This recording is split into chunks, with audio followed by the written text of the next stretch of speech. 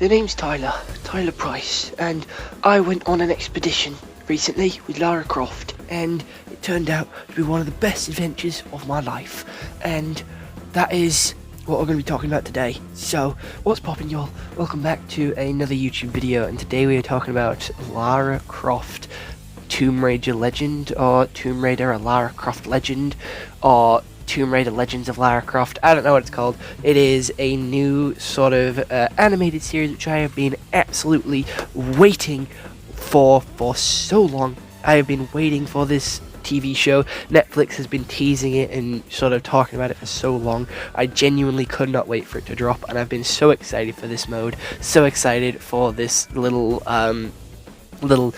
anime, which it was promised to be. It's not actually an anime, it's a cartoon.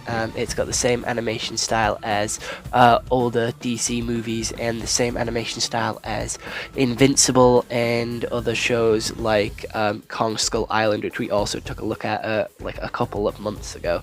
So Tomb Raider, The Legend of Lara Croft, has one season and is 2024. That's when it came out. It has a 5.2 out of 10 on IMDb, a 5 out of 10 on IGN, and a 71% on Rotten Tomatoes. That is devastatingly low. I'm very upset that they rated it that low, because I don't agree. But you can watch it on Netflix if you want. There is 8 episodes, all at roughly between 20 and 30 minutes each, so you can easily watch it within 4 hours. And it is all about Lara Croft who confronts her traumatic past while unraveling an ancient mystery. So, how it actually opens up is with a classic Lara Croft adventure, which I think is incredibly animated. We have her going in tomb raiding, it's fucking sick. We then have her time skipping 3 years to her uncle dying, and her father being dead, and her scrapping and getting a call from Jonah, who tells her to come home. She comes home and gives away all of her dad's shit before one of it gets stolen, and she hunts it down because it's being robbed, because it's the last thing that her and her uncle got, and that was one of the things she actually wanted to keep. So she hunts him down with Jonah. She finds a red version of the green one that they stole, and that unravels a mystery, that unravels a legend, and they go all over the globe trying to find it. They go to the worst place on earth, France. One of the funniest fucking jokes in this entire thing. I thought it was hysterical when she went, "That only means we have to go to the worst place known to men." And then it fast travels to Paris, and I thought that was fucking funny. I giggled, I laughed, I chuckled, I gave out a big laugh, tee-hee. It was great, I loved it. But we have her meeting with some old friends, sort of teaming up with them to take a look at this ancient company, and they are gathering together, so it's Lara Croft against the clock. She goes and she fails at finding all of these rocks. Jonah dies, but oh no he doesn't, because he's on a train beating the shit out of Lara. He comes and beats the shit out of Lara because he's being mind controlled by a green stone. There is 4 stones. There is black, red, yellow, and blue, I do believe. That's completely bollocks. There is black, red, yellow, and green. And, you know, this dude fuses them all together, causing the end of the world and chaos to reign supreme. He turns into a big monster. Lara takes it out with the help of her friend from Paris, and you know, her and Jonah decide to go to Hollow Earth, where there's dinosaurs, and she takes out a fucking pterodactyl and a T-Rex, whilst fighting a big bear, solving puzzles, which you see in games like the color puzzles and the light puzzles, all puzzles that would possibly be in Tomb Raider, along with some superb animation of fighting from Lara herself, which is sick as fuck, because we have sneak missions, we have sort of killing missions. It's great. And then, you know, she puts the stones back and fights a T-Rex, goes home, and then is like, oh shit, time for another mission. My friend has been kidnapped. And that's where it ends, ready for a season 2. And I fucking hope we get a season 2, because I loved this. The animation, fair enough, it's generic. That's fine. I'm not expecting some brand new animation. This animation style is fine. It is okay. It's not the best, it's not the worst. I can deal with it. It's quite a mature animation style, and I like that. And it also provided some fucking incredible scenes of Lara Croft doing some incredible backflipping, sort of rolling around, sort of acrobatic skill that she has. It's incredible. I just loved watching it. Again, she's superhuman. I genuinely don't know what else to say. Lara Croft is a superhuman. There is nothing she cannot do.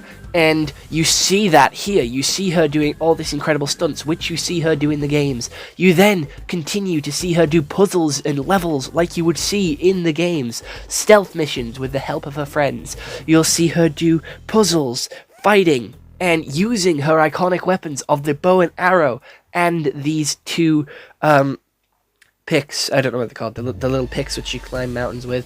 It's cool. You see her traveling the world like she does. Fair enough, there's not a lot of tomb raiding. I think we go to like 2-3 tombs in all of the 8 episodes, which is still a lot, might I add. I'm gonna be honest, they still stay true to the Tomb Raider name, and they do raid a couple of tombs, which is cool as fuck. There is a lot of suspense, there's a lot of drama. When Jonah quote-unquote died, I knew he didn't die. I just fucking knew it. I called it. I was laid there in bed being like, he ain't dead. He's going to show up in like one of the last episodes to be like, I'm still alive. He showed up sooner than expected. I believe he showed up in like the next episode, which I didn't really like because it didn't really give us enough time to dwell on his death, and new people to the series wouldn't have really gotten too familiar with, like, you know, him anyway, because he isn't really introduced. He dies in like episode 2, so there isn't enough of a build up to his death. It just kind of happens. It's kind of rushed, which I don't really like, but I knew he wasn't dead. I've played the games. He gets separated from you all the time. He quote unquote dies all the time, and you know, I just expected him not to die. I expected him to show up later on in the game, in the show, like he does in the games, and he did. Earlier than expected, I'm gonna be honest. This is a really good show.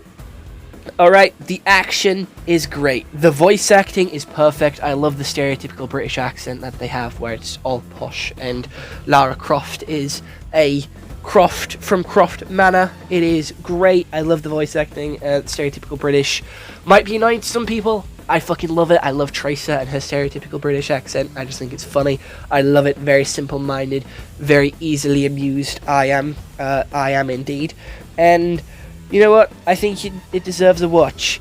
I do think it gets a little too heavy into the mysticality of it all. I do believe it gets a little too sort of into the spirits and everything, but Tomb Raider's always been like that. It's always been really sort of mystical, magical, and has all these ancient artifacts linking back to the ancient sort of stories from Egypt, Japan, China, all over the world, and I like that. I like that because it means you're learning, and people had to research about that and sort of turn that into a mystery and into an actual legend which can incorporate into the real world. And it's just really clever, and I have so much admiration for it, for the storytelling and the story crafting of the Tomb Raider series. Genuinely, it is so good, and I think, for whatever reason, IGN has hated on this for no apparent reason.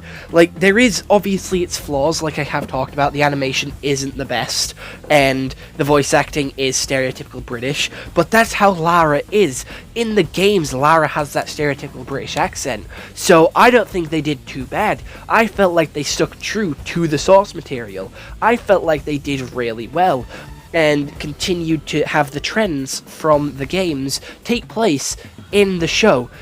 They had so many references to the games. They had so many sort of little details that you can see in the games. Like, again, the puzzles that you do in-game being referenced and done by these characters in the show. Like, they do the little puzzles and you can help work out, because you can work it out for yourself as it goes. I like that. I like working it out for myself. I think it's cool. I like sort of trying to work it out before the characters do. And again, learning more about these sort of ancient myths and legends is really cool. I'm a fucking nerd. What more do you want from me? I like learning about the past and like all these legends and stuff. It's cool. It's interesting. It makes me happy. And I actually like this series. So I'm going to defend it. I'm going to stand on this hill, defend this series because it's better than what people give it credit for. And you know what? I'm saying it. It's an 8 out of 10. 8 out of 10. Fight me. I'll die on this hill. I will die defending Tomb Raider. Tomb Raider is one of my favorite game series. I've played 2 of them on the channel, and I'm excited to play more on the channel. So, yeah, expect more Tomb Raider content soon, because I'm a little fiend for Lara Croft, and she's also a fucking muscle mummy as well. By the way, just in case you're wondering, she's a fucking muscle mummy. There was a scene with her in the bath. God fucking damn. And that's where I'm gonna leave you. I'm gonna fucking leave you with that image in your head, because you know what? Now you have to go watch it just because of that.